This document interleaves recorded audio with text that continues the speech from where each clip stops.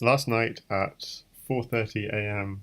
UK time, there was a match between National Master 12-teen from Canada and JK the Bullfrog, also known as Killer from Fix, um, in the Candidates Crazyhouse World Championship tournament. And this is an important match because 12-teen had to win this match in order to keep his hopes alive to become the challenger in the 2018 Crazyhouse World Championship. And so let's just play through the games and see what happened. So game 1, 12-teen is white. I'm not going to do a live replay because this enables me to go faster or slower depending. So knight f6, knight c6, and then d5. Okay. So the sort of Scandi turns into a French when it's rejected. Knight has to come to e4. There may be an idea in the future of a sack on f2, but okay. So f3. This knight now has no real squares to go to because the bishop blocks off g4. But it does create a weakness in white's position, and usually the idea for black in this kind of position is to accept the loss of the knight in exchange for having an advanced pawn on e4 and for having this weakness on f2. So to be honest, bishop f5 would be the move I played to make sure that pawn is defended, so takes, the knight can't take off that pawn. It's a perfectly decent move. Although, having said that, there is another option in this position. Black could decide not to sacrifice the piece and simply exchange off knights, and this weakness still exists in white's position. So this would also have been a pretty good play from black, and Stockfish gives this kind of line. But this is just deviating from the game. So returning to the game, bishop f5, I think I would be tempted by bishop f5, just going, although it sacrifices a piece, it's a slightly more aggressive move from JK the Bullfrog here. Okay, bishop b5. Again, Stockfish really likes just taking the piece, but okay. e6. So notice how black has developed the bishop outside the pawn chain before pushing e6. I often find in games where I leave my bishop behind, okay, things are better protected on c6, but that bishop can get stuck behind the pawn chain. So he does take the knight. And puts the knight on g3, hitting the bishop. If he does take the bishop, I guess the pawn would take back, so that this pawn on e4 will still be protected. Was there another place? I mean, let's see, what other things could he have done? I mean, I wonder if knight at a5 might have also been possible. Yeah, so Stockfish actually likes knight at a5. So that's cool. But okay, so knight at b3. I'm not sure how often I should have Stockfish on. Maybe there is a value in having Stockfish on, but it takes away some of the joy of finding stuff out for oneself. So maybe I'll have it on, but I won't necessarily look at it. And I'll make sure the arrows aren't on, pointing out best move. Okay, bishop b4. Okay. So, yes, okay, so actually the knight at g3 wasn't about the bishop at all. Knight at g3 is all about putting pressure on this e4 pawn, and so bishop b4 is, in order to protect your center, you have to, you're pinning the knight. Okay, so very aggressive move, d5, just trying to blow open the center.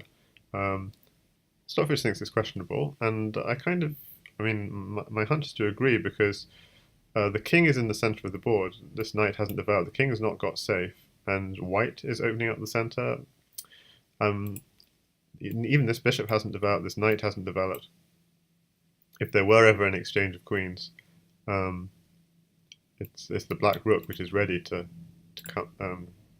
take control of the d file. And then more immediately, if we take this pawn, you can't take back because the knight is pinned, so there isn't an immediate threat on this knight, so I don't understand why you can't just take back. Oh yes, the bishop's hanging. That's what it is. Okay, so I see the idea now. Yeah, but you could go queen takes pawn maybe, but it's a little bit risky. So queen takes pawn, so queen takes queen, pawn takes queen. Then you've got a queen in hand. So although white wins the bishop, maybe you could do something with the queen in hand. So let's just quickly look at that line, queen takes d5. So just to see if queen takes d5, pawn takes, knight takes bishop. So white is threatening mate on e7 because the knight is pinned. Bishop takes knight, pawn takes bishop. Does black have a strike? He's got 2 pawns, a knight, and a queen. So yeah, it looks like black is a little bit dangerous here. And white doesn't. And once his attack runs out, he can always castle. White doesn't have a second knight, which would really cause trouble. So it's not crushing for white by any means, but there are pawn here, knight g4. There is an attack brewing. King e2, queen f2, so this sort of thing. King d1. Oh, and then queen takes knight is quite a nice move, just dissolving the white attack completely, so you don't even need to castle. Castles is also good, actually. Okay, that's interesting. So that's a nice, yeah. So, or not so good when you look when it looks a little bit deeper. It realizes, oh, pawn at f6 is going to be very strong for white.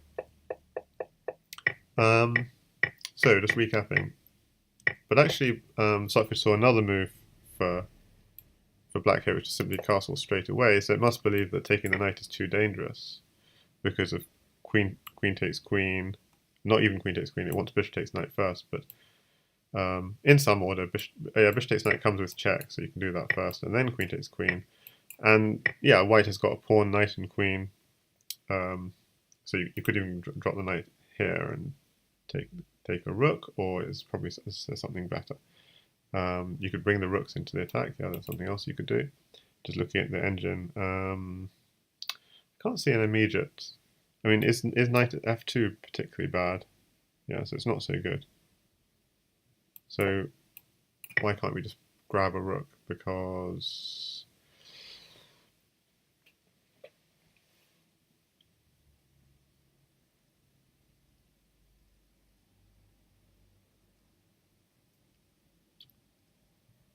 white can take back the knight and guards f2, and actually there isn't an entry for black into white's camp, which is surprising, and f6 is coming. So okay, so it's quite surprising that that doesn't work at all. But ideas are bring the rook in, and so he has to use up. White has to use up one of his pieces to block, and then yes, this doesn't seem to be any. I mean, why can't we just? It doesn't seem to be a direct. Ideas of pawn at b2, pawn at d3. Okay, yeah, that pawn at d3 I can see. You're getting in on the light squares. But anyway, I can well believe, though, that the point is the king is in the centre of the board and really unstable, and yet white is the one blowing the position open, which wasn't necessarily so wise. And JK the Bullfrog wisely castles, so that's very nice. Knight takes bishop. Okay, so he just takes the bishop for free. Well, not for free. He takes the bishop, then he's going to take the knight. But he can't take the knight because then his king is going to be too exposed. Okay, so yeah, so this hasn't worked out so well for white. So he's putting the bishop here on g5, maybe just trying to give some more protection for his king, but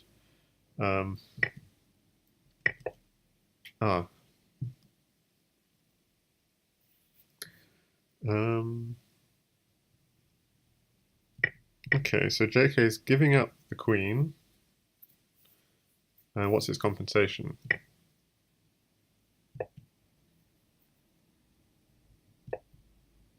So he's going for a pawn at f2 idea. I mean, I don't see why he's giving up the queen. Was that necessary?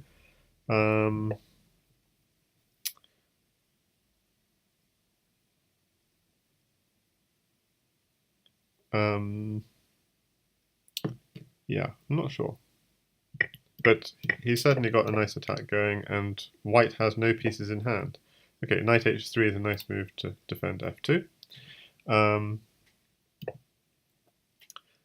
and black has got all. I noticed black has got all these diagonal pieces. Whenever you've got lots of diagonal pieces, that means you can really make progress along some color complex. So I really recommend the Mastertan guide on color complexes, which you can see the link on the Crazyhouse blog or elsewhere. Okay, so white's position is decimated, or the pawns in front of the king are gone. Black is just going to make progress along diagonals. I mean, so even here. Okay, let's see. So this square is covered for now. But maybe, yeah, going directly for a back rank attack was possibly a good idea. But I guess the reason he does this is he's really looking towards this f2 square.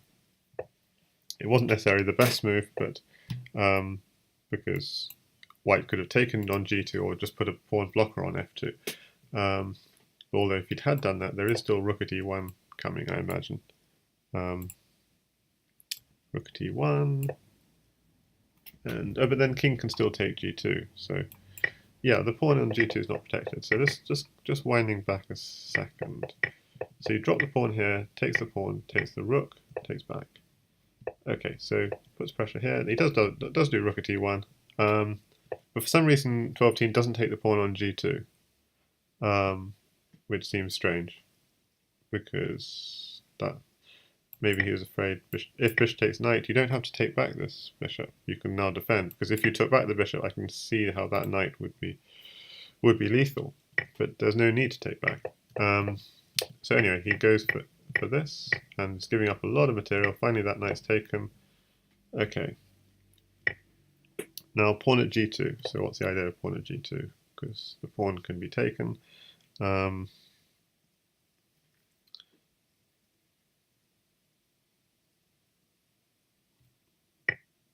Okay, so it's taken. Okay, so if it's taken with the king, you can see you just want to put the knight here and you're moving in. But why can't you just take it with the bishop?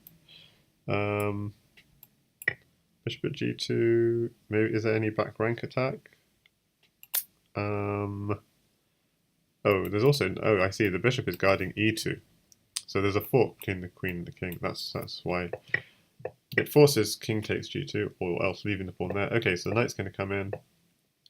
Now hitting the queen, also hitting h2. White's last pawn in front of his king. So white gives up his queen. Queen here check. Queen f3 check. Yeah, he blocks with the bishop. Probably blocking with the pawn was better, but because the point is he can just take this, and white can't afford to take back, because he's got another queen in hand. Blocks, and queen takes bishop is checkmate. So he can't take back, so instead he goes rook at f2. Okay. But the rook can just be taken, takes, discover check, block. Well, he's just eating up all the pieces. This is not the most efficient mate by a long way, but he's just going to eat up all the pieces and pins, takes, check. He's in on the back rank, and king will go to h1 and queen goes to g1. So let me see. I think there was at this point. Let's see.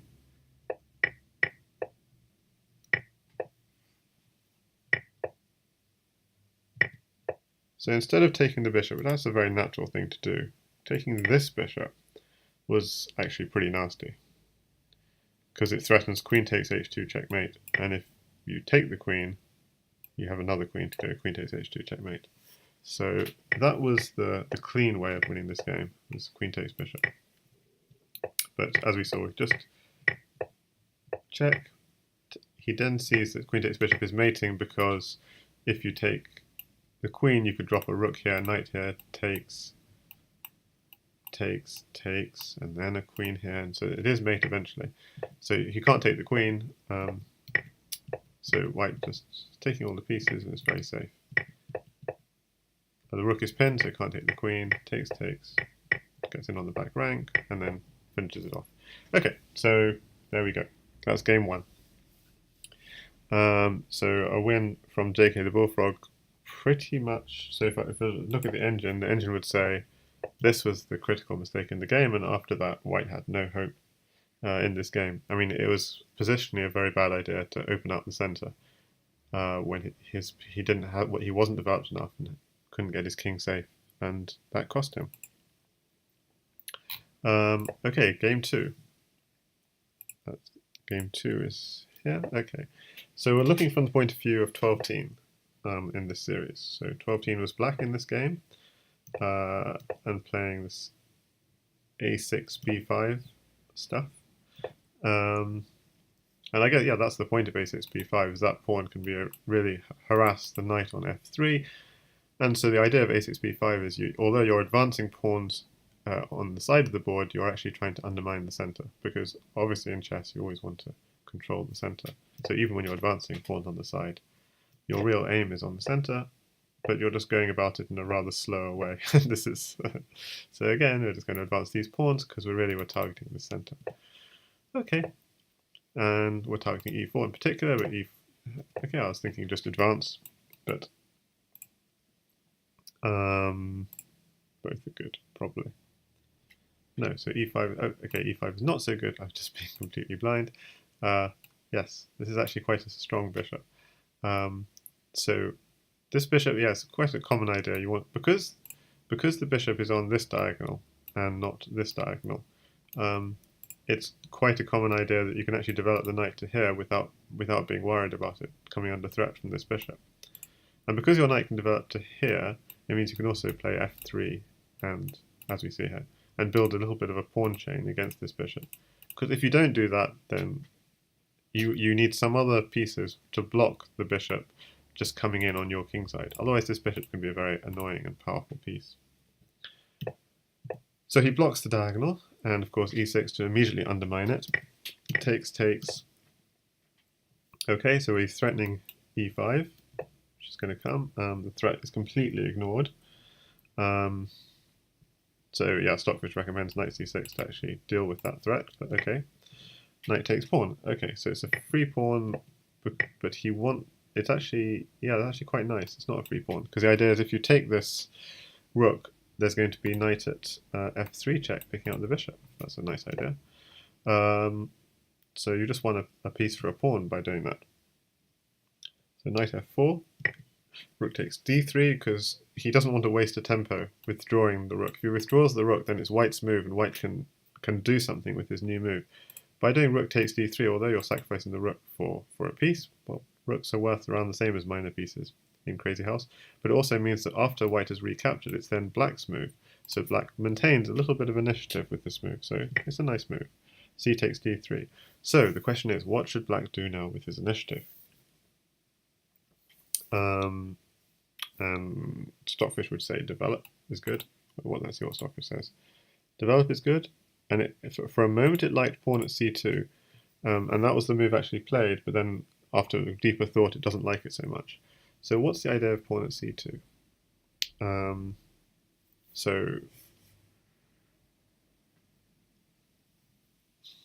Well, we'll see. Queen takes c2, knight at d4. I mean, so this would clearly be a nice move if we had another knight in hand, because after the queen moves, if it moved, we'd then have knight at c2. That prevents the king from ever castling, and also wins a rook. Or else white has to give up a queen for a piece. Okay, the queen can just step back, or it could go on to d2, it seems. So what's the follow-up? I'm not sure myself.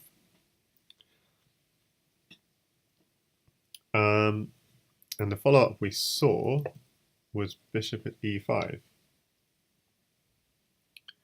So this is very clear, he wants to pick up a knight and drop the knight on c2.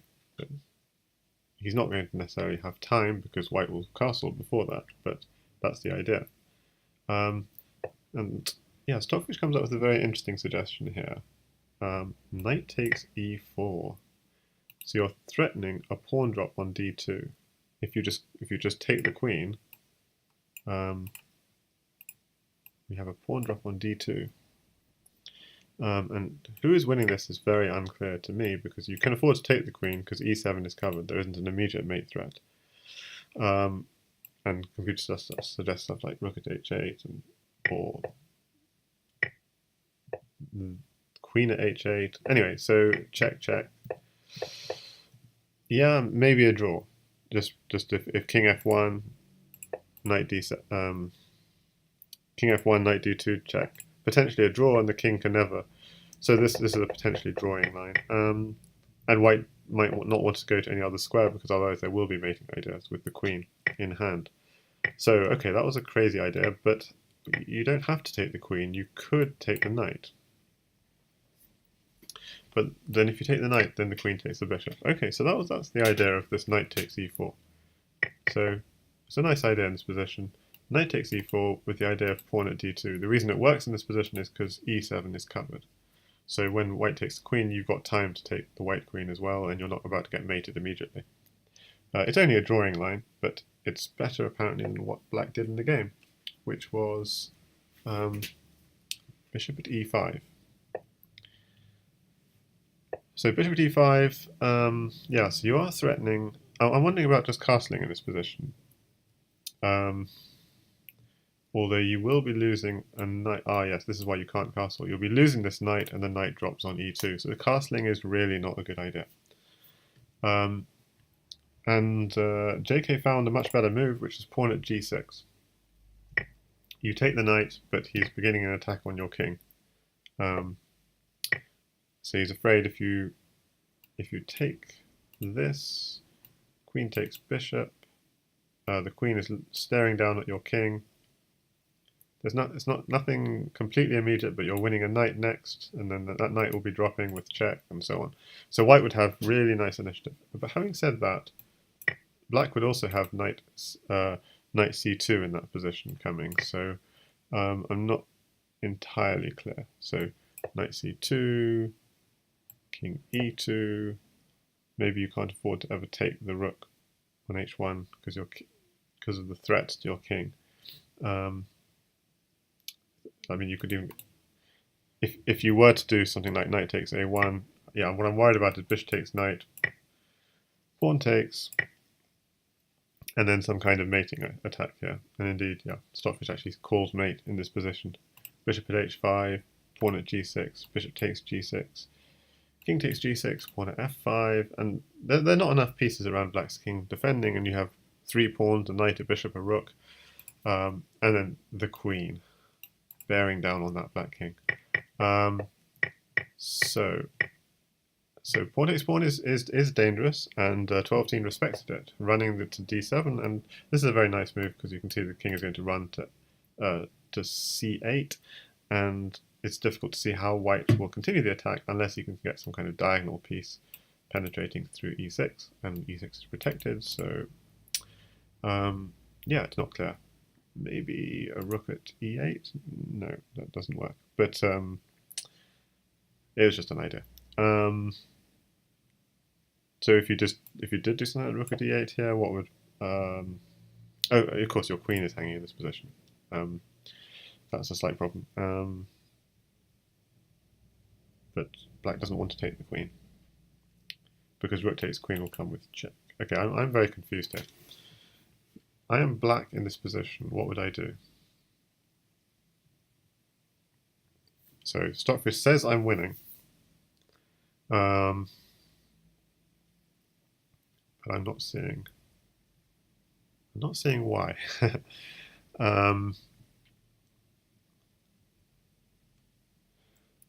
So apparently there are 2 dangerous moves. There's knight at c2, which is okay, and there's only one move which is really good, which is bishop takes g5.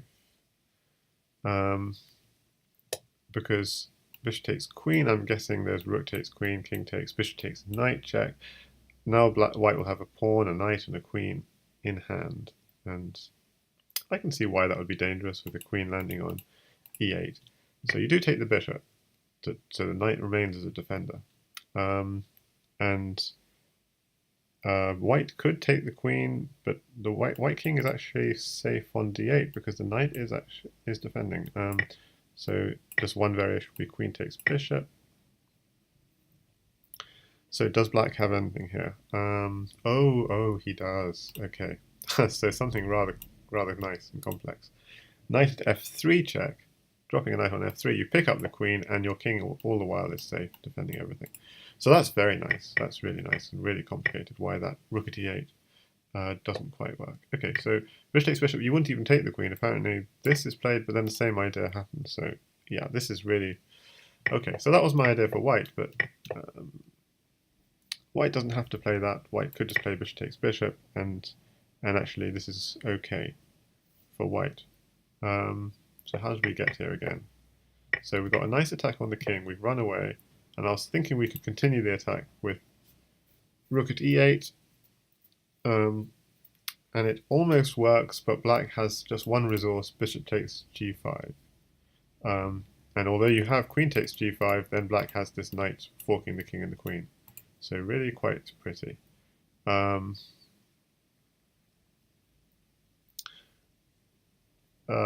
Okay, so bishop takes f4 happened in the game, and this is better for white, so well played from JK.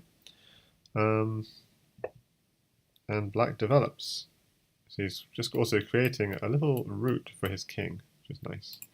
And also this is covering this c-file, because the bishop and the queen are both staring down on c7. So if he didn't play this move, knight c6, there could be a sacrifice on c7 and potentially an attack through b6, potentially. So queen takes pawn, queen takes queen, bishop takes queen, that sort of idea. Or bishop takes first. Anyway, so white tries to undermine this knight, to kick it away, which is understandable. Stockfish rather white castle, but that's okay. Takes, takes, takes. Yeah, that didn't really work. That pawn was... So yeah, that doesn't really work.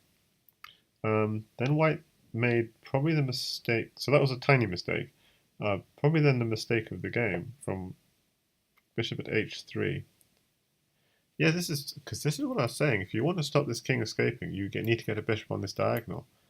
And as black, and so bishop at h3 is a supernatural thing to do, just to try and stop the king running away. So in that light, we understand why he played this move, pawn at d5. His idea is all about, let's undermine this, let's just vacate this diagonal, and then get a bishop on that diagonal. It's a wonderful idea. The problem is black just replaces on e6, and e6 is defended. So that's why it doesn't work. So what should white have done in this position? So I'm going to have a think for myself a second. We've got 3 pawns, a bishop and a rook in hand. It's kind of...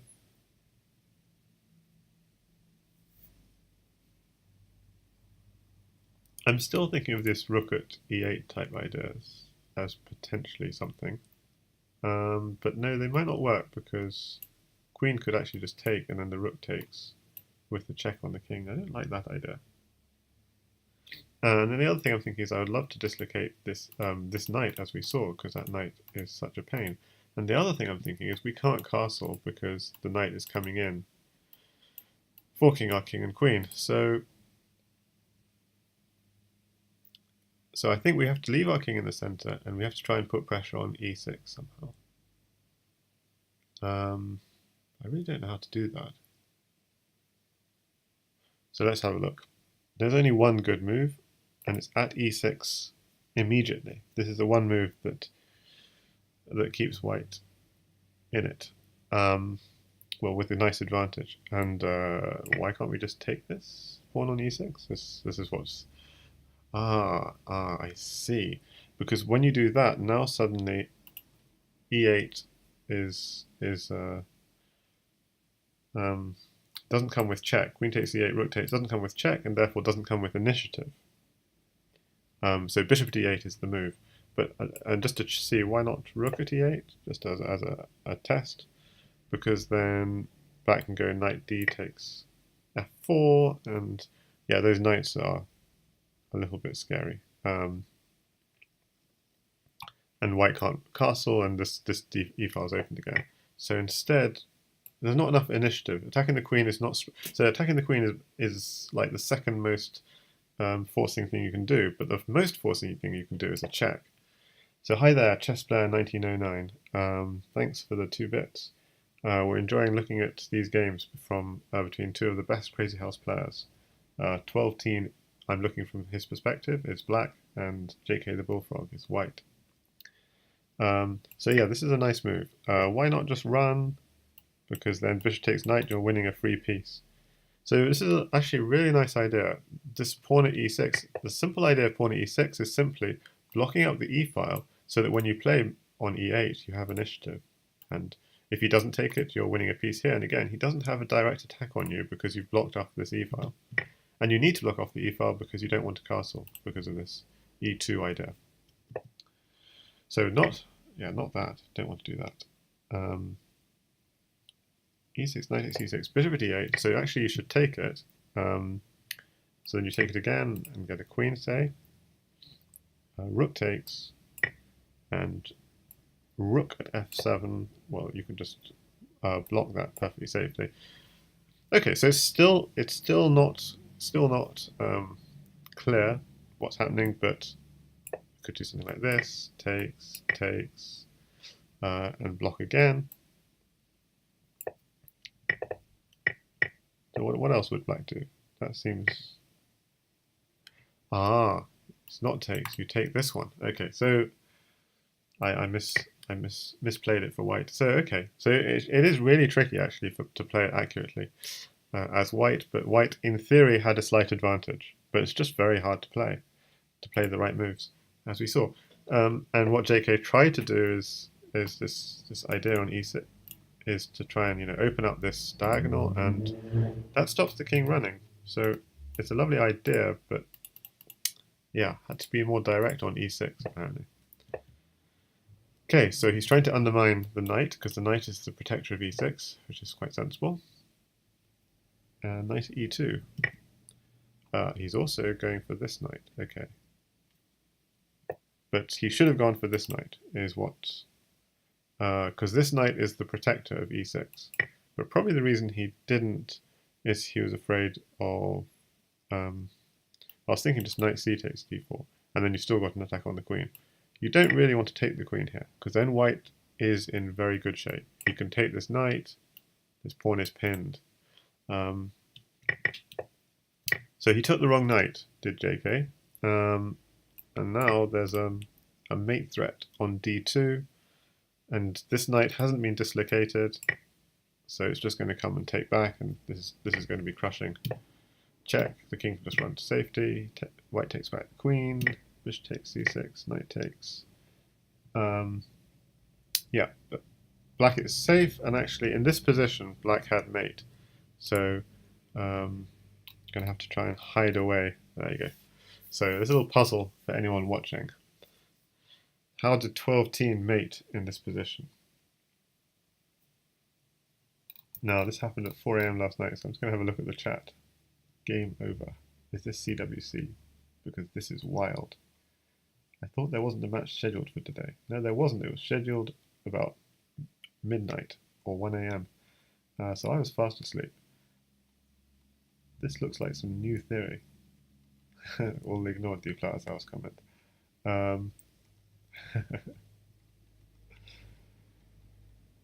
Will the knight ever land on c2? Not now, I guess. Why not? You take on f4 in the end. How is everybody? This don't look good, does it? Glad to see the whole crew. As usual in these CWC matches, white has a hard time equalizing. That's the usual thing. I think so. Weird. Just play 1a3, problem solved. Yeah, white has a hard time equalizing. Okay, so the move that TwelveTeen found, and like kudos to TwelveTeen, he's so good at finding these mates. You've only got one queen in hand, so throwing it away like this is not the most natural thing to do. Although you do pick up a piece straight away with check, and you are threatening to come in queen takes d3, potentially with check again, unless he runs to e1. So e1 was the one square which he was safe from that check. So what you do is you go pawn at d2. He's going to d1 again. The one square where queen takes d3 is not going to come in with check. Bishop here forces him to take d2, and queen takes d3 now comes with check. And the king is trapped. So any check will mate. So we see the mate. Pawn at d2 is mate, and what he played in the game. Knight takes g2, checkmate. Okay, so that tied the game, the matchup 1 game all, I believe. Or have I miscounted?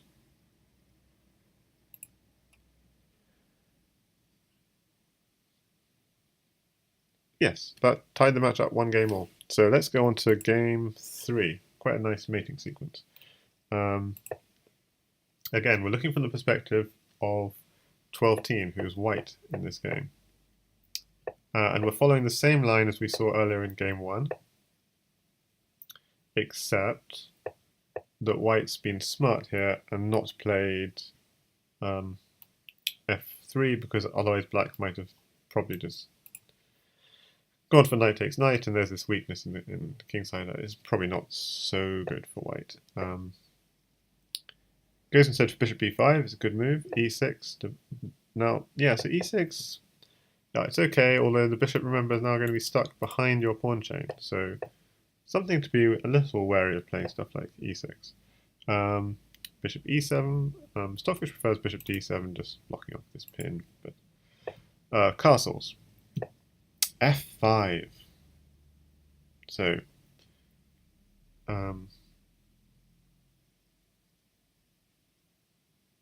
so let's just check a second. So, yeah, so because the first 2 games were both won by black. That's hence the comments. Yeah, first 2 games were both won by black. So, but black is still mixing things up a lot here. JKtheBullfrog not playing the same way he won the first time. So f5, going for this. Okay.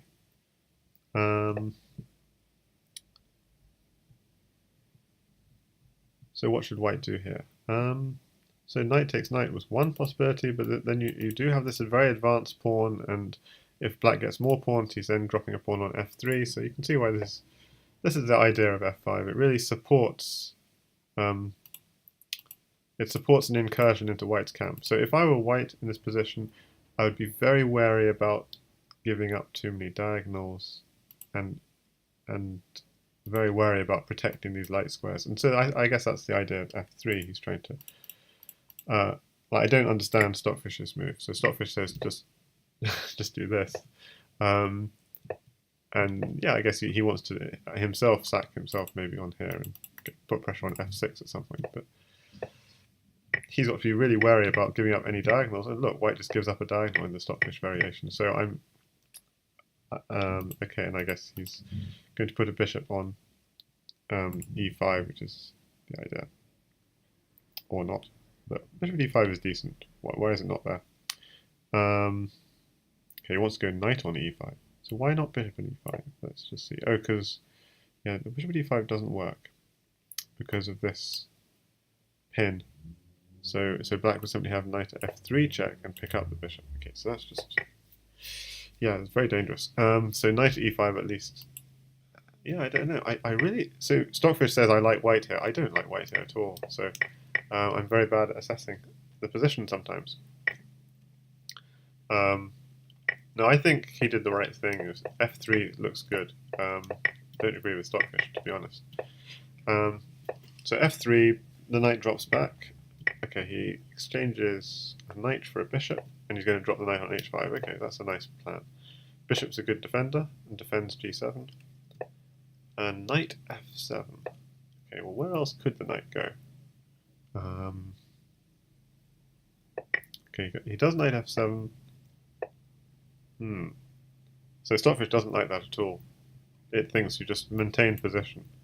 Bishop takes, pawn takes. But okay, knight f7, takes. Okay, and why can't you take with the knight? Because then obviously knight takes g7. Okay. Yeah, I guess that was the problem with knight f7. This bishop is just being taken, and you're in on g7. So this is what happened in the game. So white's quite happy in this position. The only thing in black's favour is he's opened up the g file and might begin some attack on the white king, and the king could run here and has a little castle around it himself. well, not a very safe castle if white gets a knight, but maybe the queen can move out of the way and the king can sink back to d8, but yeah, this is a very dubious position. Yeah, Stockfish doesn't like it. It's king d7, so you're going to f8, and I don't know, white looks crushing here. But there's a key move that white missed in this position. I mean, either just dropping the knight back is good, but also a pretty nice idea is knight takes pawn.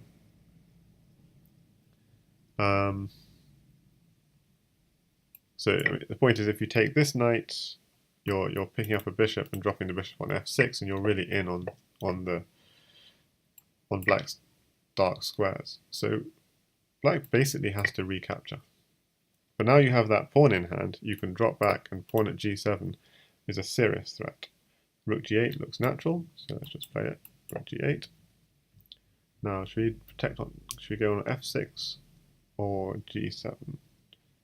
f6 is Stockfish's idea, so let's follow that. And what does black do here?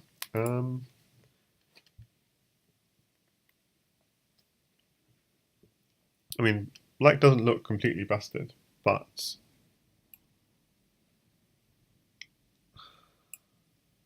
difficult to see how to proceed.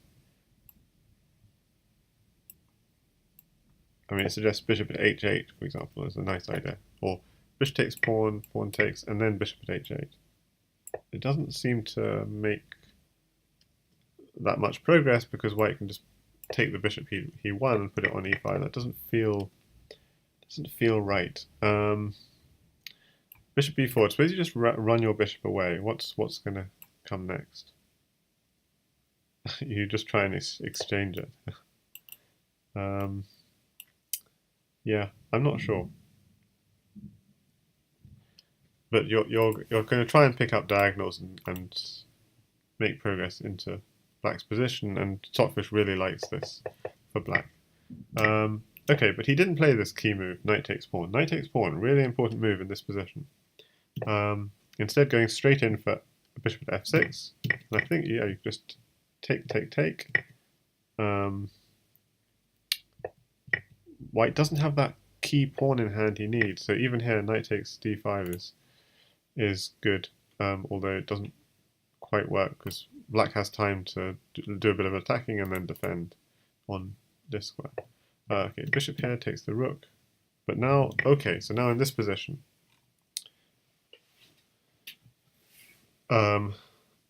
he wins a rook, but black has mate. So let's not look at Stockfish and try and see, can we see a mate for black? And I haven't seen this before, so I'll have to think myself. But just to read the comments, 12teen is retiring from Crazyhouse. He has cured his mental illness, says Di Blauser. All of us others remain in the crazy house. And Not So Tan the Man said, I heard you can't retire. You either die a hero or live long enough to be the villain. Yes, time will tell. I don't want to be a hero or a villain. That's quite the dilemma.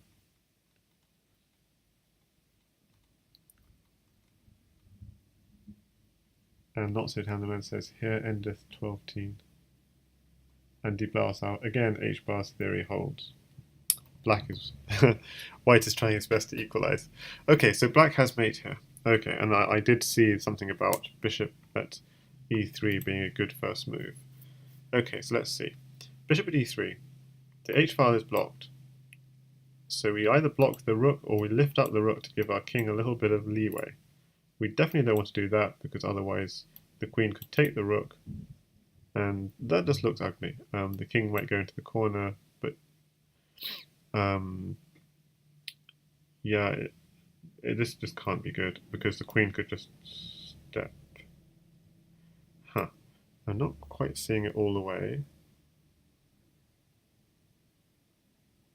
I just know it can't be good. I mean, you could even pick up... Okay, But anyway, that's the worst. So rook there, bishop here, rook here. You could just take the rook, and this would be, well, white would be losing even worse. So definitely we want to drop a rook. Okay. We could take that rook, but then rook takes. Oh, but then rook here is checkmate. Oh dear. So if bishop here, well, let's just see what happened in the game. Rook f2. Yeah, you can't use a new rook because otherwise takes, and rook here is checkmate. So you have to use. So taking the rook with the bishop is not the strongest, but is also winning. Just take the rook and rook on the back rank, and bishop here check, sealing in the king, and this is going to be mating. But I think even stronger, just from the fact that the number of moves of the mate didn't go down, is queen takes. And I was thinking queen takes myself. Okay, I haven't seen the mate to the end, but let's see. 2 pawns, a bishop, and a rook. So obviously, if the king steps up to h2, we have bishop. No, we don't. The knight covers g3.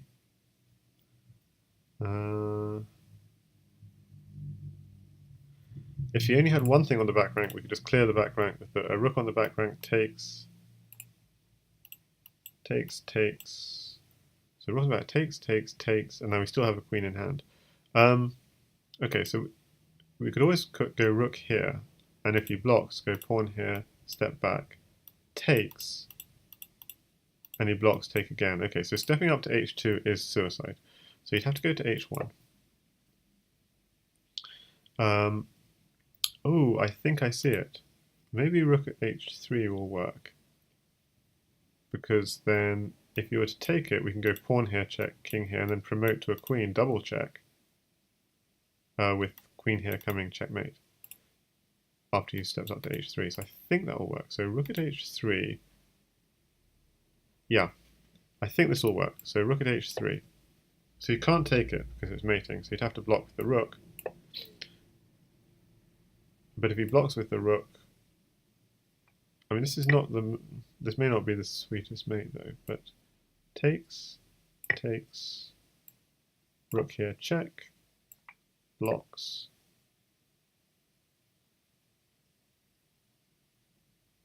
I wanted to, oh, I could just go rook here, yeah, that's easy. King takes rook, and then rook here. Woo! So I think that's it. So let's just turn the engine on and check. Queen takes f2, king h1 is forced, rook at h3 check is indeed the move. Rook at h2 takes, rook at h4 check, takes, and rook at h4. Yay! So we found the mate in 6. So that was how JK won game 3. So now let's look at game 4. So again, we're looking for the section of TwelveTeen, and so far in this match, black had won every game. So we see the same opening in game 4 as in game 2, with the knight being chased around the board. Now this is the first deviation. He's had up, JK was fed up of his knight being chased around, so he plays h4. Okay. Knight f6. Knight g5, and then e5. So e5 is somewhat encouraging d5, blocking those bishops. But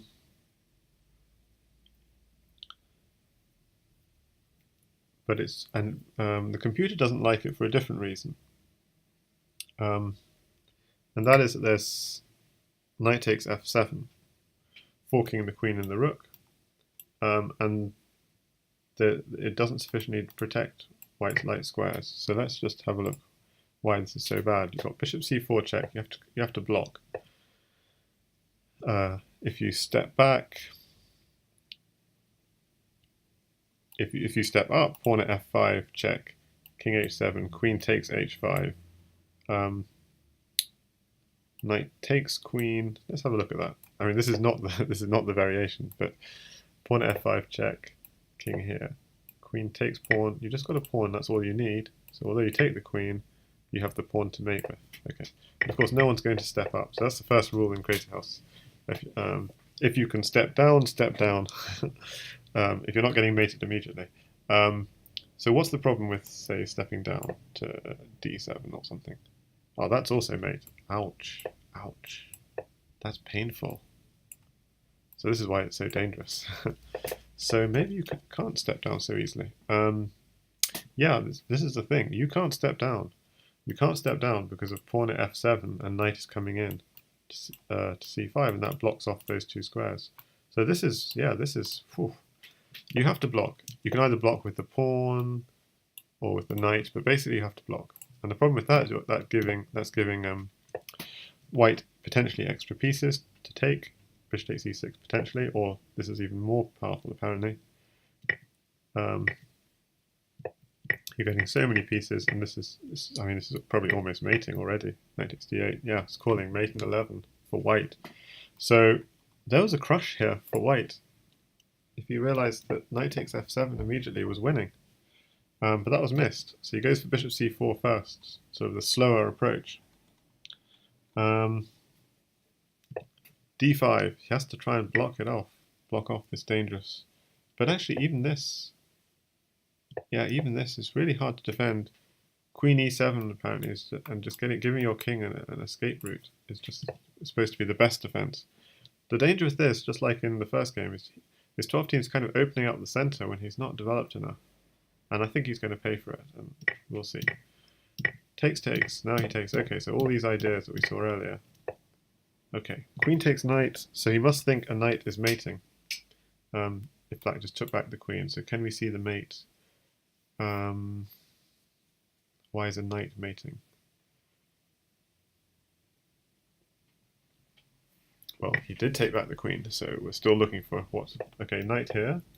So the idea of this is if king g6, the bishop would come here. The squares are not very well protected. Like this square is under white's control. This square is sort of weak. So he does this instead, which is slightly safer.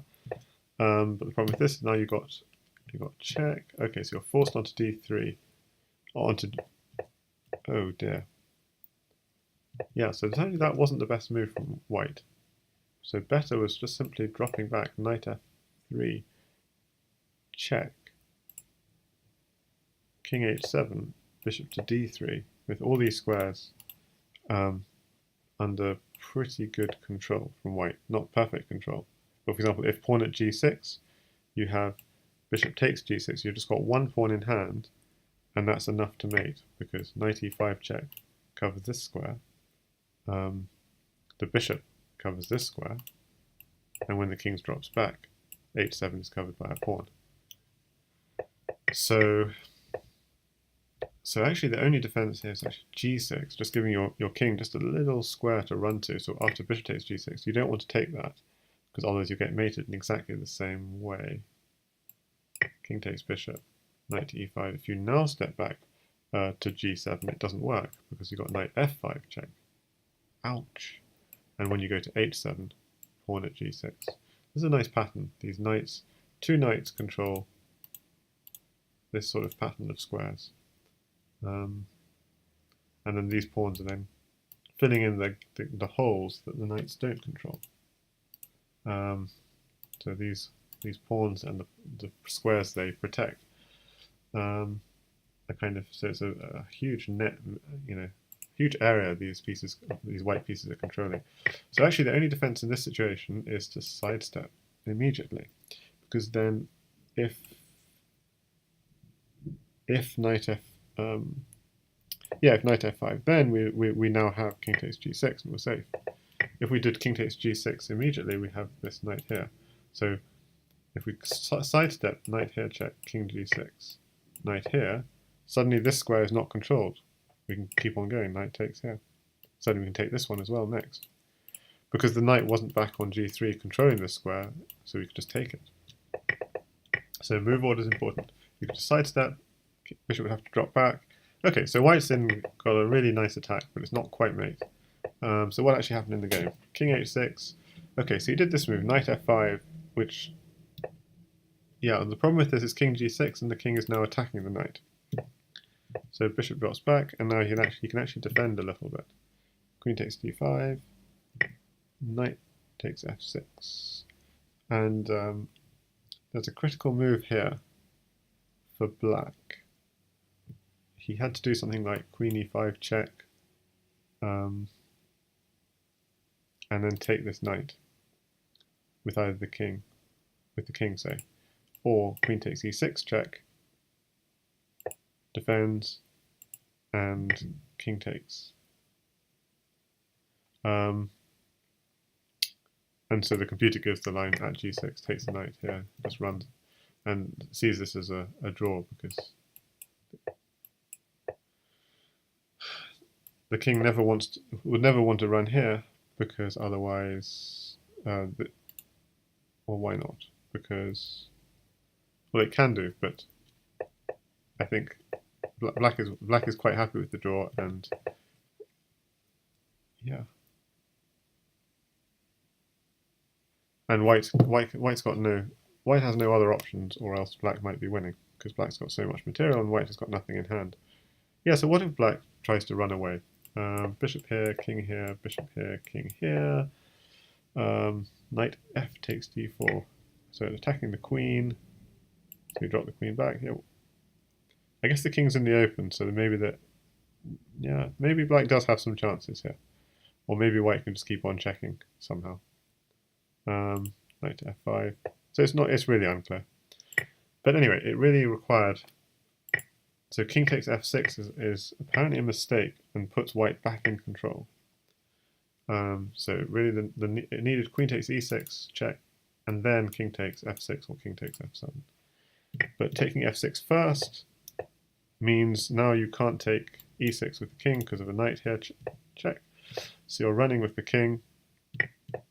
Now you fall for this, losing the queen, and yeah, this is not looking good. This is not looking good for black. White king's being chased around.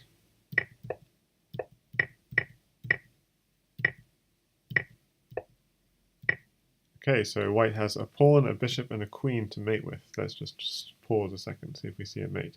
Queen here check looks good. King here. Then the king could keep on running, so I don't like that. What about queen here check? That way the king's only got one square to run, but it could run like so. And then we could put a bishop here. So that will do it. So let's see what happened. Oh, he did it the wrong way around. So he should have just done queen at e4 check, king b6, bishop here, and it's checkmate.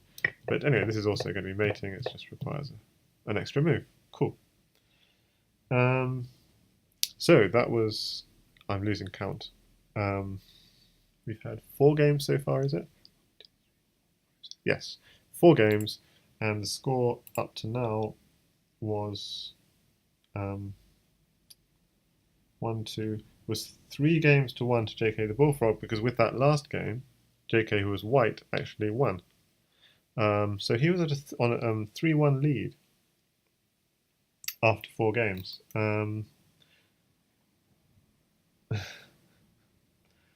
Yeah, so and this is a 10-game match, but people are saying first to 5.5 wins. No, because a draw is also allowed.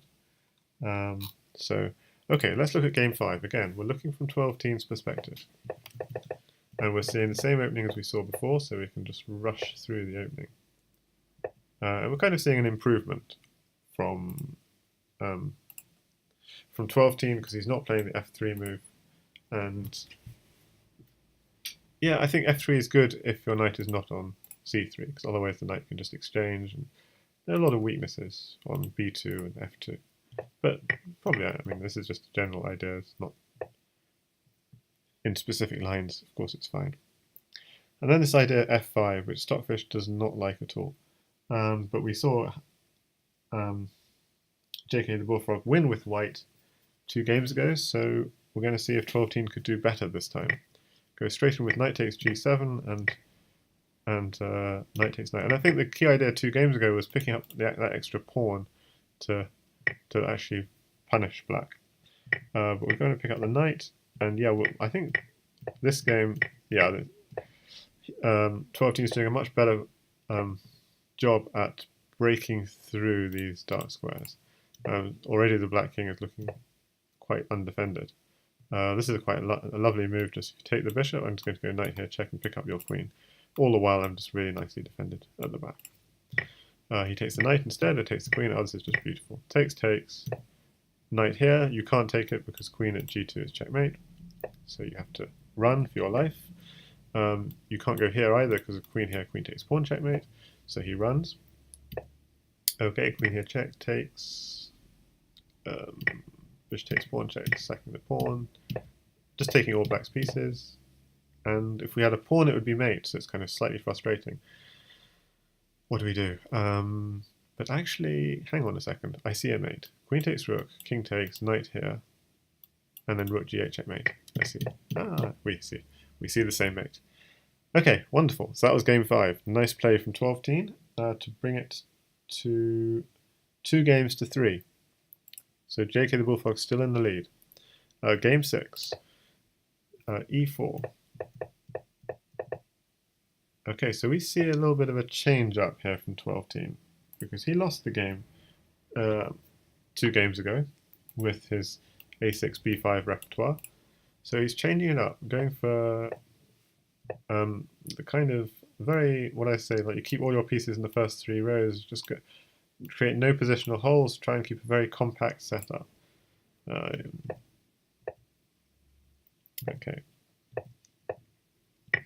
Just try and, I mean, this is kind of a slowly try and grind something out approach. Okay, so he takes his pawn and loses his central pawn. Stockfish doesn't like that idea, but it seems like quite, I mean, it just prefers dropping back the bishop, but it seems like quite a smart thing to do. I'll just put this on just in case viewers see things. I'm not going to look unless something specific is coming up. And I just want to put this down. Okay. And now here,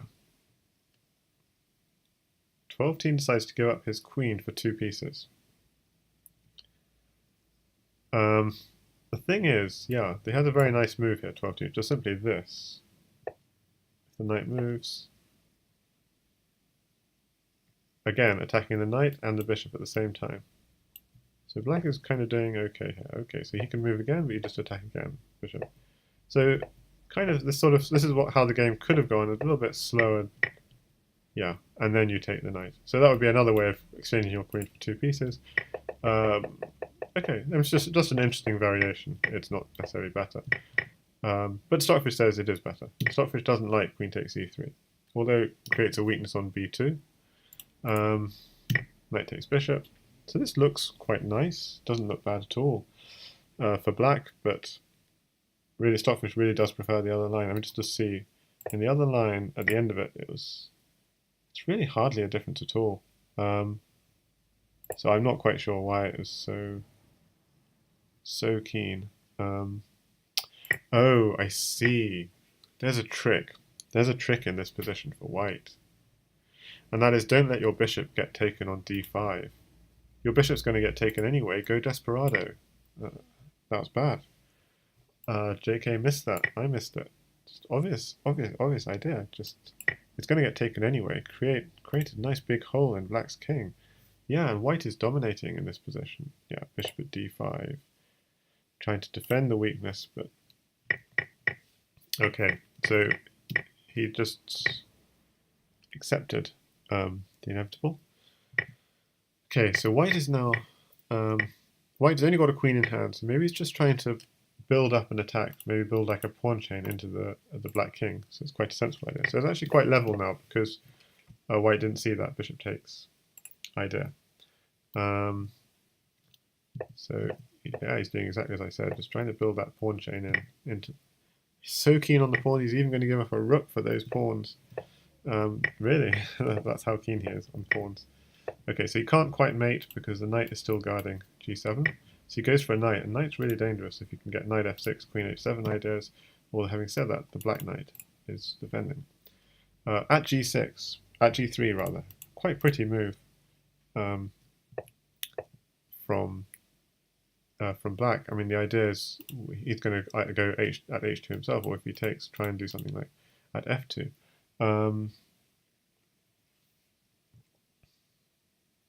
But having said that, yeah, is it mating? So why can't we just take this? Let's just tempt fate. So what black wants is at f2. And what black wants again is if you want to take f2, bishop at e3 check, king's only got one square to run to. Knight takes g3, and this is really nice. This is really nice. Like, out of nowhere, knight, bishop, pawn, checkmate. So, okay, I'm just going to run through that. That is amazing. Now, if you allow at f2, he's into your dark squares, and it's checkmate. Knight and bishop on the same square is always very beautiful because the knight covers the light squares, and the bishop fills in the holes. So the knight and bishop just two apart like this is a really, really powerful force, and this is a good illustration of that. The bishops on dark squares and the knights on dark squares cover all the squares. Just look how all the squares are covered. Not this square. The square next to the knight is a weakness. And this is why, if you ever get a knight sacrificed on your g2, the square next to the knight is a weakness. It's the one square which is not covered, the square next to the knight. So if you ever have knight takes g2 against you, often what you try and do is you stop that knight from escaping with the pawn at g3, but you actually quite like the knight on g2, because it's sort of, the knight next to you is your friend, as it were. Okay, so you have to be very careful with this move. If you don't take back, you just sidestep, and you should be still okay. Although even then, you're not quite okay because bishop at e1. Yeah, there are still a lot of threats in this position. So black would actually be in really good shape if you take. So what white should have done apparently is bishop takes rook.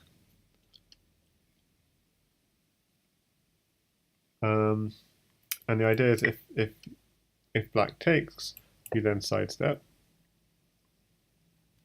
And so why is this so powerful? I guess there's no immediate mate, and if black does nothing, then white does have mate. A little bit complicated, and there may be a simpler mate, but rook at h8 forces king takes rook, bishop here. The idea of queen at h8 is going to be checkmate, so you have to take it. Takes, king takes, and now you've cleared away all the defenders around the black king.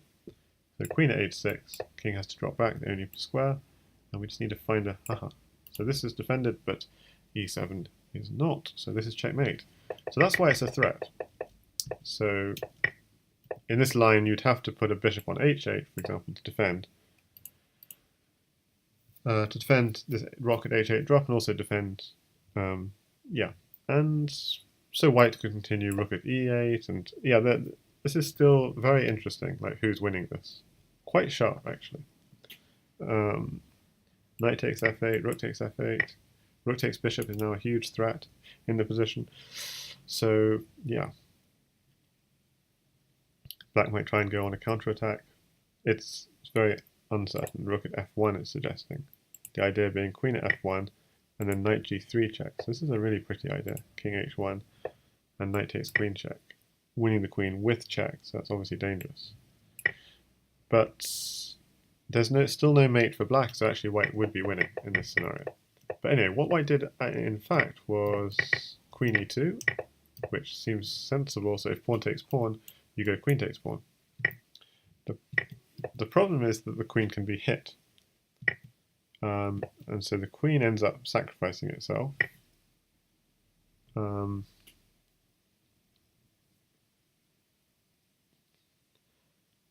So yeah, I mean it's a tough move. I mean rook at h1 is a nice idea. Stockfish likes pawn at b2 and bishop at e3 as alternatives. He wants to get the queen with check. The problem he has is king h2 and then there's no follow-up check, and so white wins. So it's just rather unfortunate for 12-team. The knight covers everything, and yeah, that's coming in, and the mate we were talking about earlier, that's just going to happen now. Now we've got even double protection of g7. So really quite tough, but he needed something a little bit sharper at this point.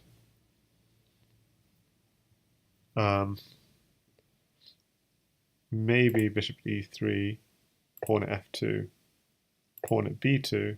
So the point being, white is still 2 moves away from mate, so you can't ignore pawn takes rook, so pawn takes rook will be mating sooner. So rook has to move aside. And rook at c1. So white still has to always deal with these black threats. This is why it's a problem. You can't really do this. I mean, maybe it's a draw if you do this, because the knight will just take the queen. So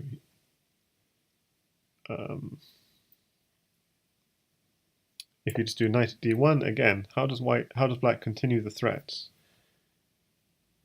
He doesn't, apparently. He just goes rook g8 very calmly. And why can't we just take this bishop then? Because then we're losing our queen, and queen h1 is a problem. Okay, and why? Yeah, so we've used up our rook, so we don't. Interesting.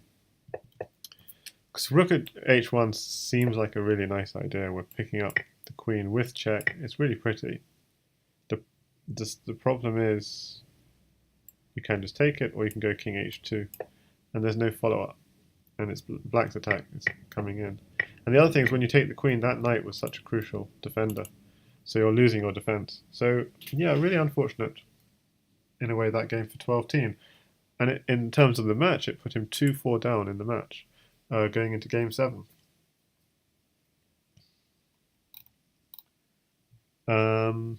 Okay, so TwelveTeen is white,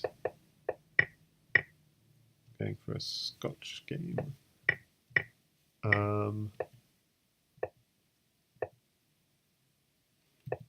Okay. Okay, so it doesn't like. Let's see.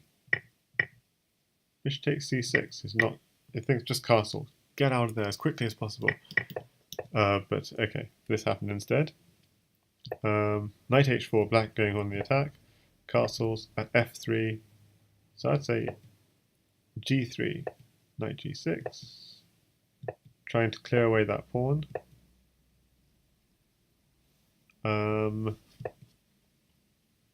Rook e1. So knight at e1 apparently was even better. Just trying to pick off that pawn. Bishop to c6. Pawn here.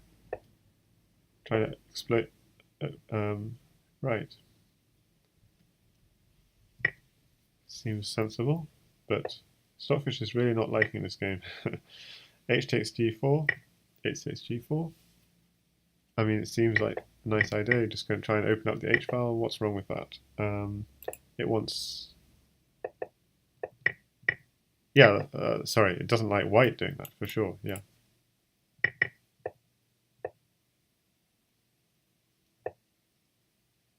But now another blunder from black. So knight g6. So what should black do here? Stockfish likes knight d3. Yeah, yes, it's a reveal, attacking the queen. But why can't we just take the knight? Because then we take this knight, and then a knight and a pawn is mating. Darn. Yeah.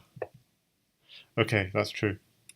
So knight g6 not the smartest, because knight e3 was more powerful, because you're getting a knight. Yeah, but why not do it this way? Because he can block. Okay, but why couldn't he block? See, I'm just not getting it. Why couldn't he just block here? Ah, because then you're picking up a rook. Is that right? Yeah, then you're picking up a rook and you're crushing, because pawn here and rook here is checkmate. Okay, so this has been a complicated game. And now bishop at a5. I mean, a blunderfest from black if you ask Stockfish, because here still, because black still has lots of mating ideas but is not executing them. So at e3 would have been annoying apparently. Queen takes e3, bishop g5. I'm still not seeing what's the idea. Just harassing the queen a little. Bishop f5. Okay, so I'm not seeing the exact line, but I can see how it's nervous times for white, even though Stockfish likes white, because black doesn't need that much to mate. But okay, so instead, okay, he's going for that knight. He gets the knight, but it's check. Okay, and I think white's just 12-teen here. Although black has got the knight he craved, he's not going to give up on the checks. Checks. Oh, he just dissolves the attack completely. And black resigns. Okay, I went through that game rather quickly, so I'll just quickly go over that again. So this is game 7. So we've seen a different opening from any previous game, but a very kind of classical opening. Which takes d5. Knight takes d5. Queen takes at e6. Queen swings across to a5, a4. Bishop d7. At c6. I mean, there's another interesting move suggested by the computer, which just would not have occurred to me at all, which is queen takes d7, knight takes d7, bishop takes b7. Which is interesting, but not very natural. Takes, takes, takes, takes. And here it just says just castle. But okay, takes, takes, takes, takes, and begin an attack. And I think black does quite a good job of creating a lot of trouble for white here. And white really, yeah, knight at e1 probably would have dissolved a lot of threats in this position, maybe. But, so, I mean, in this position already, black is actually doing okay here. But it needs to find very accurate moves. Bishop c6 is a very good move. It's offering the queen trade, and the queen on g2 is checkmate. So this is a really nice move. You have to block it. It's now pushing that pawn.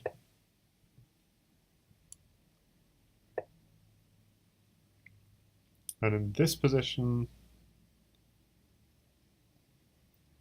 yeah, there's one move which is apparently quite nice for black, which was queen to d6.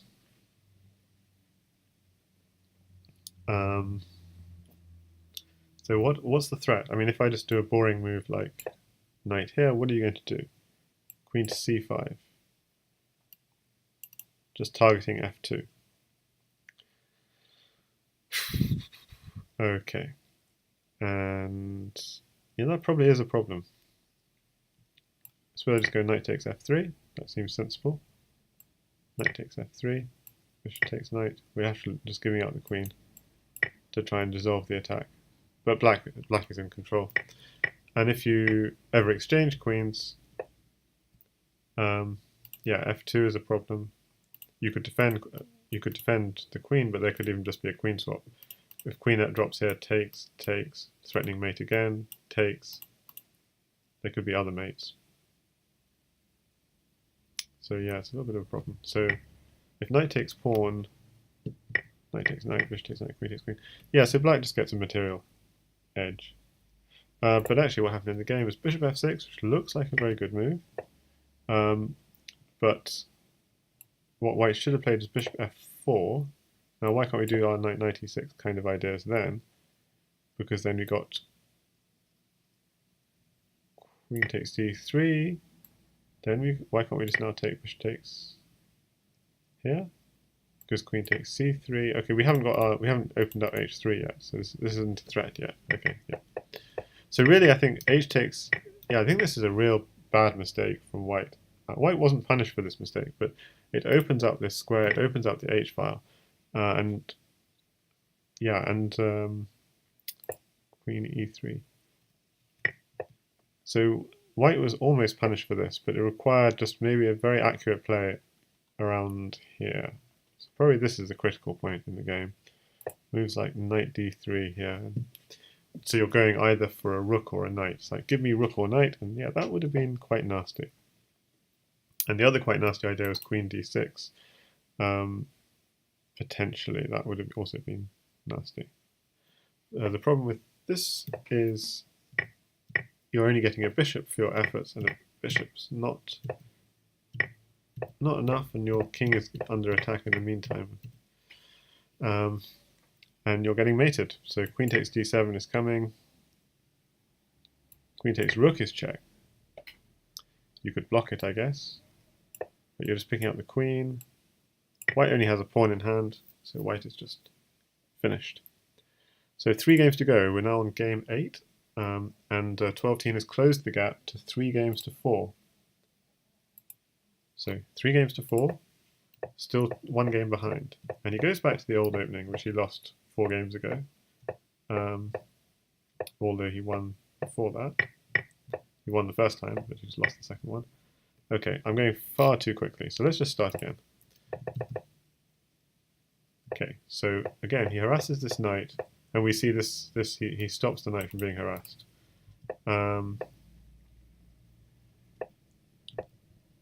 Okay.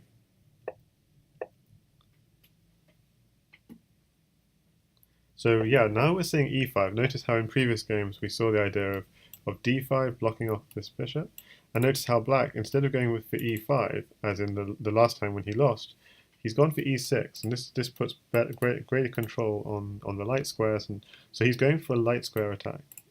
By going e6, by putting his pawns on light squares, you can see that black wants to push through on the light squares. And what it does is it incites JK into playing e5, and I think that's positionally a slight error, because that does open up this bishop in the future. Or immediately.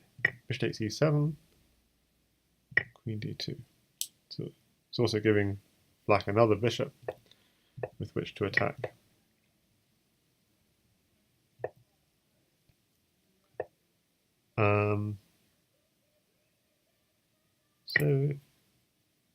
So apparently Stockfish quite likes just sacking here. Knight takes f2. But okay, starting an attack. But okay, so TwelveTeen takes a slightly slower approach. Not often I can say that. And here again, JK maybe should have done e takes d6 takes. So maybe this is more solid, this kind of setup. But okay, instead he goes bishop c3, because this pawn is under severe pressure. 1, 2, 3. So he needs to make sure there are 3 defenders. 1, 2, 3. The alternative was to take, which Stockfish recommends, but he went for defending. Yeah, and maybe this is why it's a bad idea, as black actually is getting an attack first.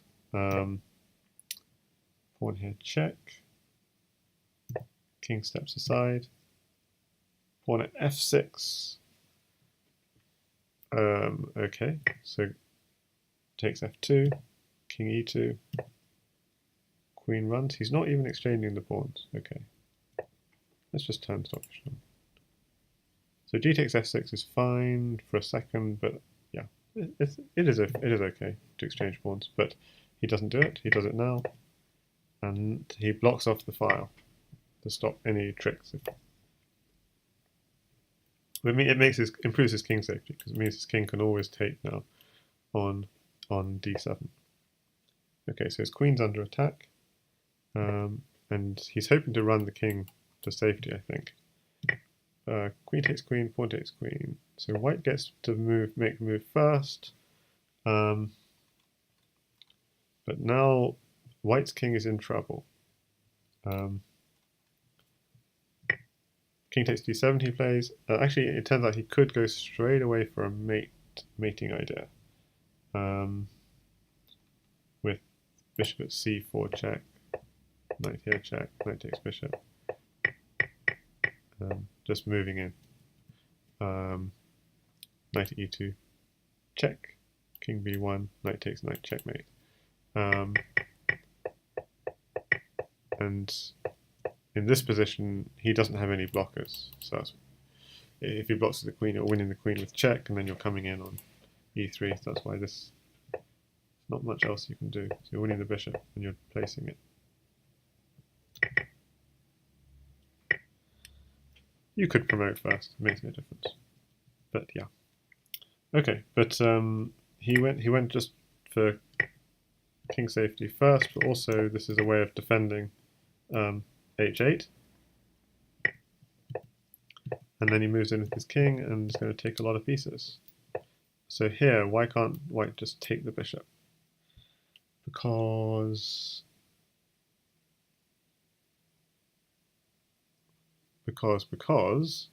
then we have knight here, check, king here, and queen takes f2, checkmate. So the king sidesteps, and we take the bishop. Knight can just take that, pawn can take that, knight can take that. Why doesn't he take with the knight? Okay, let's have a little think. So black has a mate here.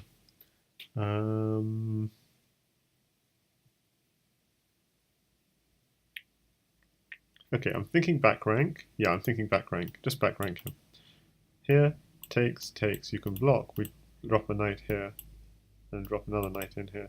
Okay, it's not exactly the most efficient. You can still go here, but then we can take here and then eventually take on here. So that's eventually mate. Well, anyway, that's enough. So it comes here. Oh, he's just trying to block off. If pawn takes, that just blocks off the king's. Well, it doesn't actually, because he can go like this. But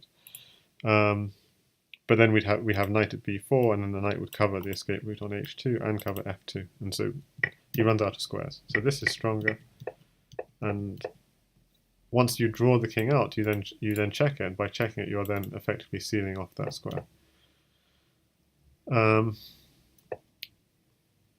Yeah, this is strange. At b3 is a big mistake.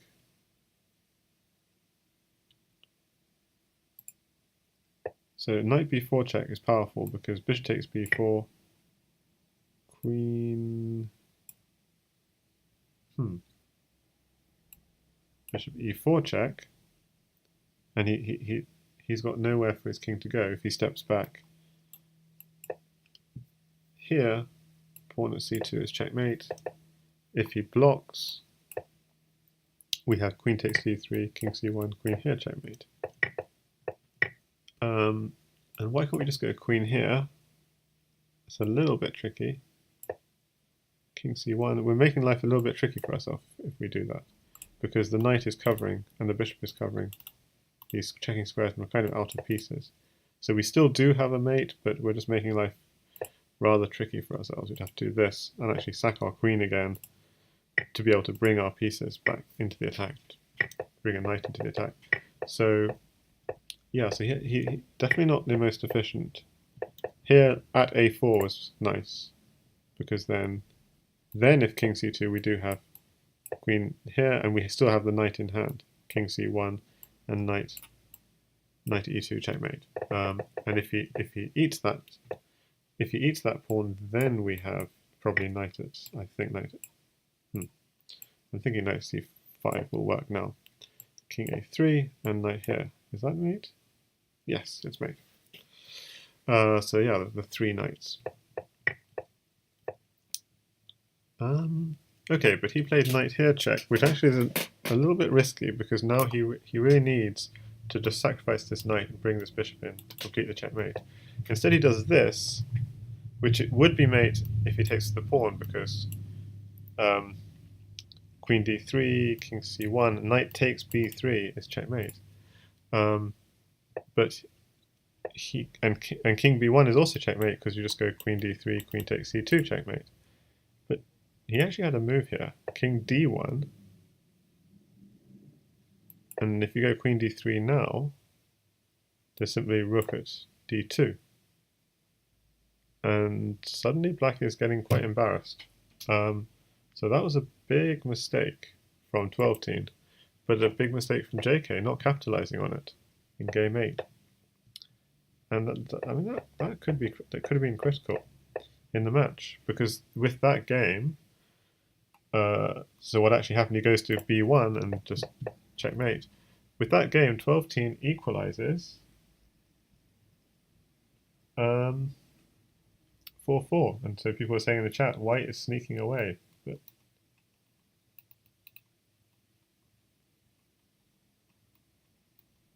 but it didn't happen. So this is taking almost as long, if not longer, than a match itself.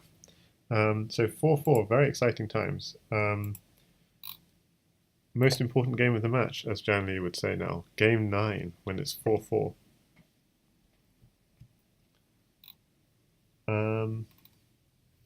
Okay. So game 9, they decided to follow mainline theory, well, TwelveTeen. So in a match, in a game he has to win. He follows the e4, e5. So let's see, how does he play theory? Bishop g4, knight d5, knight takes d5. Takes the queen. Rook a takes d8. So that's supposed to be a mistake. Apparently knight takes d8 is better. And I'll just look at the opening explorer to see if that bears that out. I have heard knight takes d8 is the move, but I never quite understand why. So rook takes d8 is a more popular move, and black wins more often with rook takes d8. But okay. Stockfish doesn't like it. Bishop takes, and now putting on pressure on f3. And the move here, I think it's worthwhile keeping opening explorer open here, because bishop takes c6 is definitely the normal move in this position. But queen at g3 is played by TwelveTeen. Let's see if he's played that before. Sabirica apparently has played this against Jan Lee, and TwelveTeen has played it against JKtheBullfrog, and that's this game. So it's a less popular, and Stockfish likes it less. Knight at f4. King h1 is what's often played here, and it's with this move we have a kind of novelty, as it were. Knight takes d5. I mean, Stockfish wants to play king h8, and you're really wondering what exactly is going on. Stockfish is thinking king h8, knight takes pawn, and I'm like, what on earth is going on? Knight takes knight. What's white planning here? Pawn at f6. Or queen takes knight. Okay, hang on. Forget knight takes knight. Why not pawn takes knight? Pawn takes knight, then pawn at f6. I see. And why not just g takes f6? Because then queen takes bishop. Okay. And you're trying to exchange your queen for two pieces and then get in on g7. But it's still very unclear. But anyway, what happened in the game was knight takes, bishop, pawn takes, and now we are... This has only been played twice before. Knight d7, h3. Okay, so we can close the opening explorer. So we're now out of book. So let's see. How does white continue from here? He sacrifices his queen for two pieces, which is not really a sacrifice. Black, nice move, just creating a weakness on g3 and dumping the queen on h5, and so black has got a certain amount of initiative here.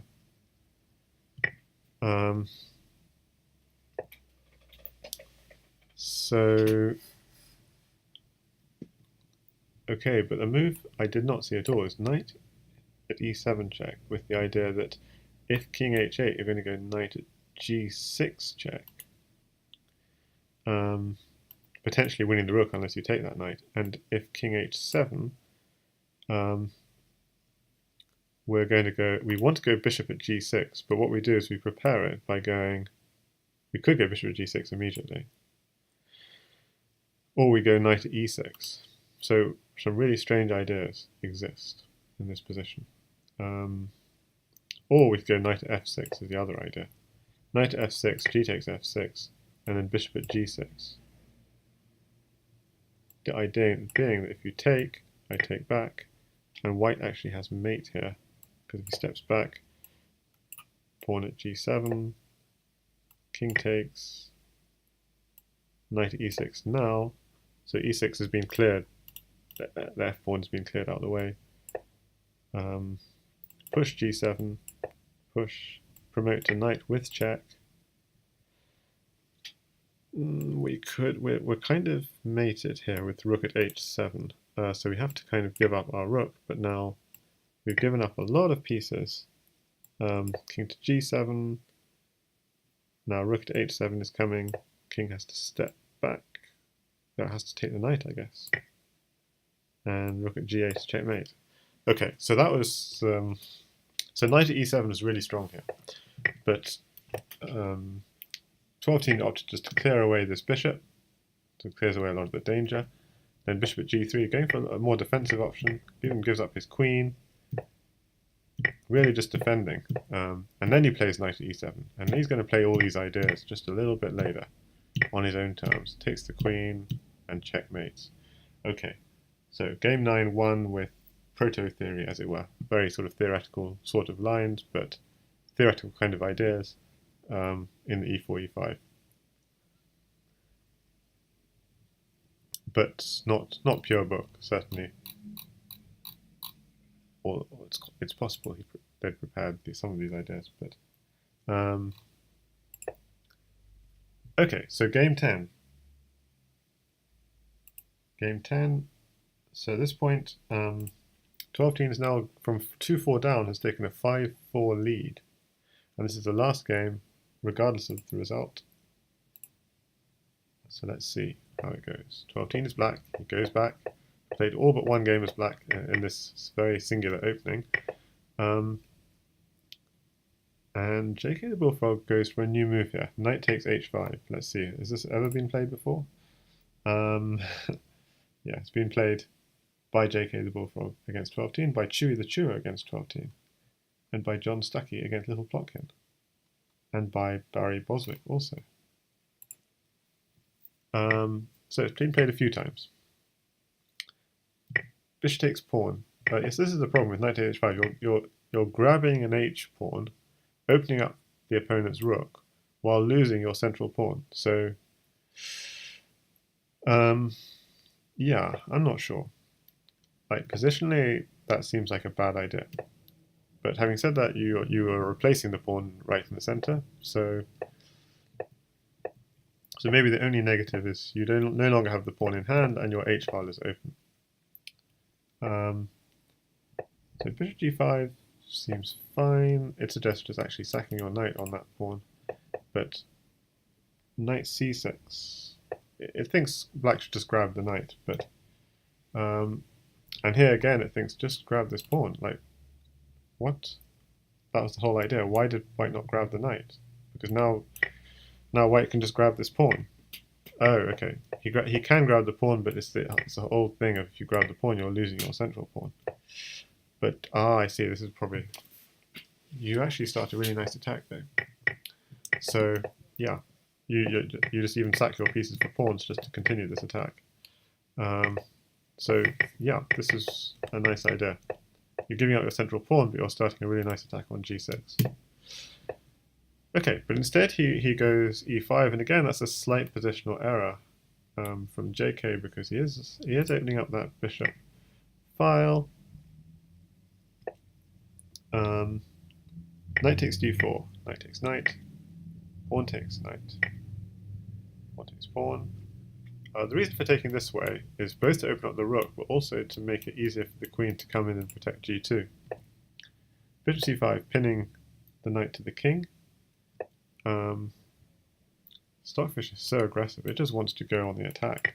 E takes f6, just lose the knight, I don't care. That's what it wants to do.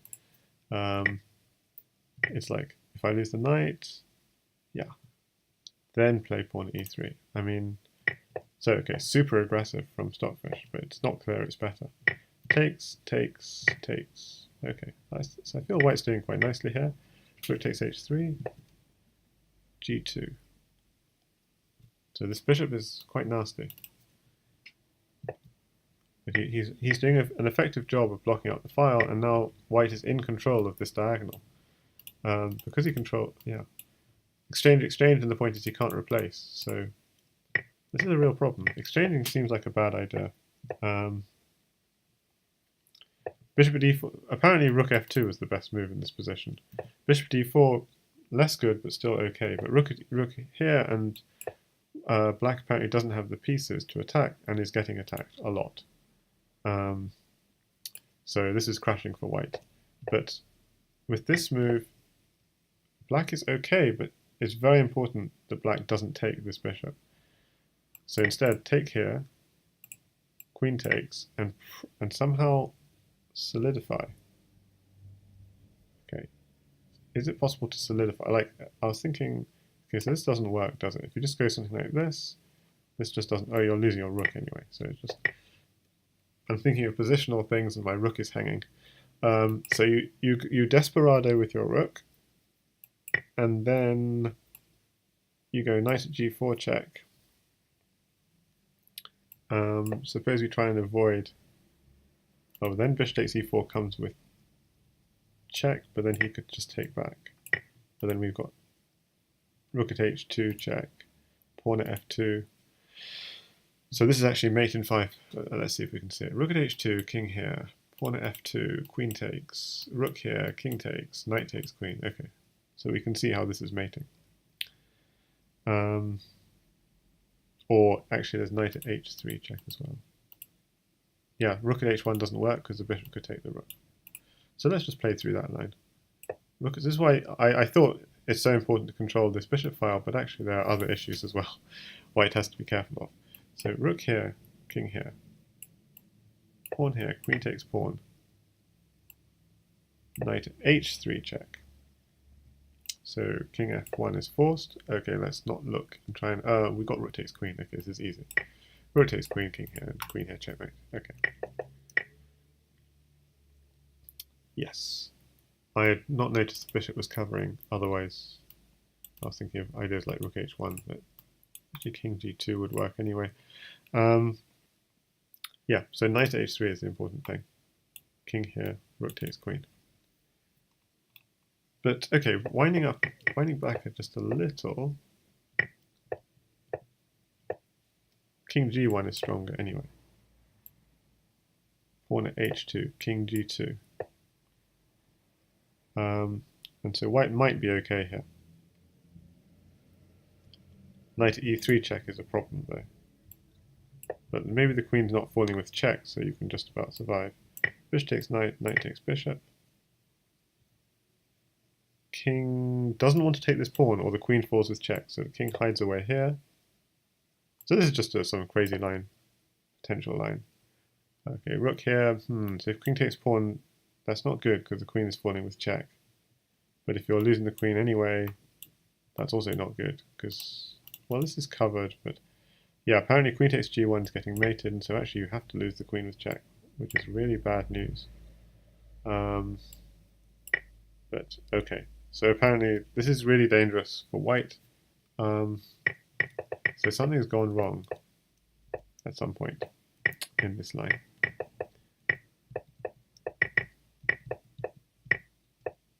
So yeah, taking is a mistake, and yeah, taking the rook is definitely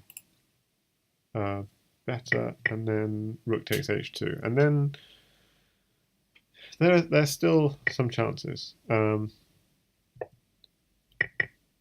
so we're seeing how king takes h2 is too dangerous. King takes h2 is a little bit too dangerous for white. Bishop takes b7, maybe slightly better for white. But okay, some really sharp ideas. But bishop at e4, a little bit of a mistake. He should just try and save. JK should really save pieces in this position. If bishop does go to e4, takes, and yeah, exchanging this bishop gives white control of the diagonal and kind of dissolves black's attack. And now black's in just really big trouble. His own king is weak, and white's king is so safe. And you have this nice sort of pawn formation. Your king isn't even protected by these pawns because your king is sort of stuck in the corner. He plays rook to a7 because if he plays rook to b8, there's another pawn landing on a7. And this is a nice idea. So what's the idea? Knight takes pawn.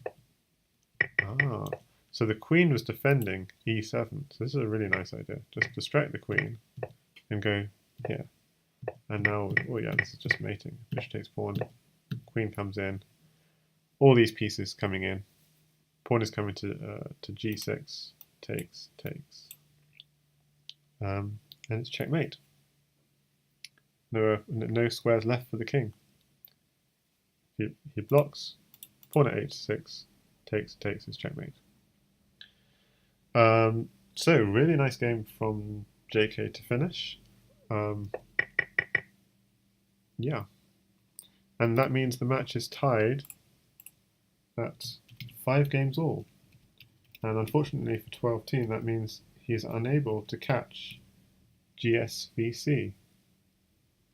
So I'll just post now I'm just posting the link to Twitch chat of the standings, and then I'll post it here. Let's have a look.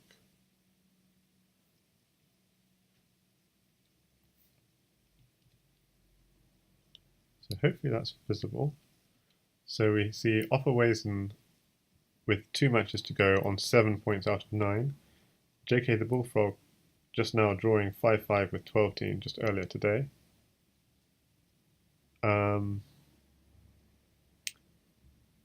So that means TwelveTeen is on now 7 points out of 8 with 1 match. 7 points out of. Sorry. So Opperwesen is on 7 points out of 7. TwelveTeen is on 7 points out of 9. But GSVC is on 7.5 out of 9, which means that the challenger against Jan Lee will either be GSVC or it will be Opper if Opperwesen can achieve at least a draw against either Blitzbullet or Sexy. And the reason for that, if he achieves at least a draw against either of those two, he'll have at least 55 game points and at least 7.5 match points. So he'd have at least the same number of match points as GSVC, but his game points would be greater. 55 is more than 51. So Opperwesen needs just a draw against either Blitzbullet or Sexy I Know It, and he will be this year's challenger to Jan Lee. With a tiny proviso, unless Fumitox, who should have been a candidate but withdrew, unless he suddenly decides to play and beats, he would have to beat. Then TwelveTeen, Opperwesen, and GSVC would still stand a chance, and as would Fumitox himself. If Fumitox wins 9 games straight, then he could even tie with Opper, and he could then have a better match game point record than Opper, and so in theory he could even be the challenger.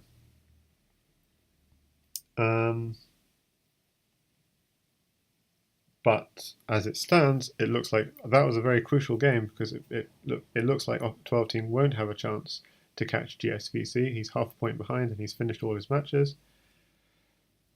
It makes life a lot easier for Opperwesen, needing only a 5-5 draw against either Blitzbullet or Sexy I Know It. Losing 4-6 twice and is not enough, but just 5-5 against one or the other, and he will be the 2018 challenger playing against Jan Lee. And just to look at the scores so far, we see GSVC on 7.5 with no matches remaining, TwelveTeen on 7 with no matches remaining, Opperwesen on 7 with 2 matches remaining, and a lot of other games still to be played, but with Master Tan, Little Plotkin, and Blitzbullet still needing to win their first game, and Blitzbullet with a lot of games left, 7 games left. So in theory he could get 7, but that won't be enough because GSVC is on 7.5. So no one who hasn't played a lot can suddenly catch up.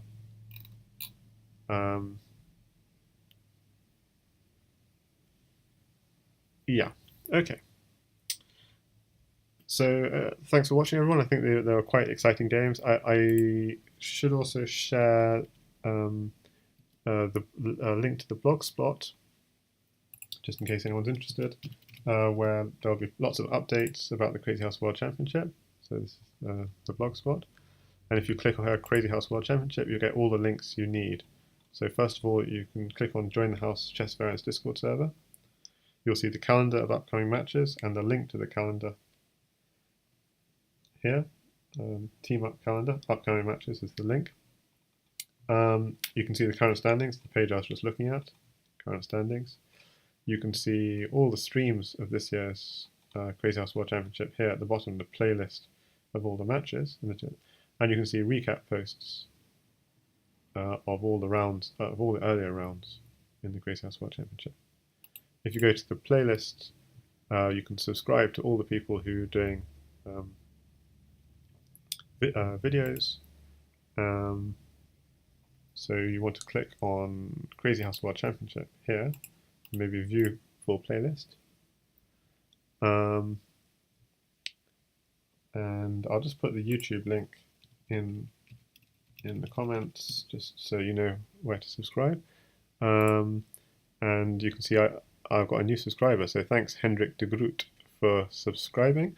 I've been doing quite a lot of recap videos. Dirt in Chemdude has been doing a lot, as has Janly Crazyhouse, and also the new boys on the block, ZH Bras, who are Fumitox, Little Plotkin, and Carl Legion. And they've also covered 2 or 3 CWC matches. And finally, also James Sun, who is Kryptone, has also been doing lots of cool Crazyhouse commentary lately. So I'd recommend you to check out these videos. And yeah, so thanks everyone for watching. This is OK signing out. So good luck to all the players for the rest of the tournament.